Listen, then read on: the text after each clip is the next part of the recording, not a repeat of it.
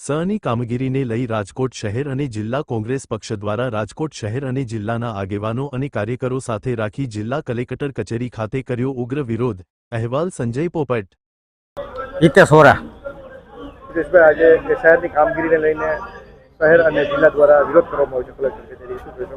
સમગ્ર ગુજરાતની અંદર એસઆઈઆરનો કાર્યક્રમ ચાલતો હોય ત્યારે છેલ્લા 16, 17 અને 18 ફોર્મ નંબર 7 જે આપવાનું હતું એના અનુસંધાને અમને ખબર પડી કે ચોક્કસ ભારતીય જનતા પાર્ટી દ્વારા આ ષડયંત્ર કરવામાં આવ્યું હોય ત્યારે ચોક્કસ જ્ઞાતિ જાતિ ધર્મના મતદારોના નામ કમી કરવા અને એમના ચોક્કસ મળતિયાઓના નામ એડ કરવા એના અનુસંધાને છેલ્લી 16, 17 અને 18 3 દિવસમાં વિધાનસભા વાઇઝ 8-8, 10-10 હજાર ફોર્મ મોકલવામાં આવ્યા હોય ત્યારે અમે અમારી એક જ માંગ છે કે ભાઈ એમના સીસીટીવી ફૂટેજ આપવામાં આવે, જેથી કરી અને ખબર પડે કે આ કોણ વ્યક્તિ દેવા આવ્યા હતા અને કેવી રીતે દેવા આવ્યા હતા અને શા માટે દેવામાં આવ્યા હતા।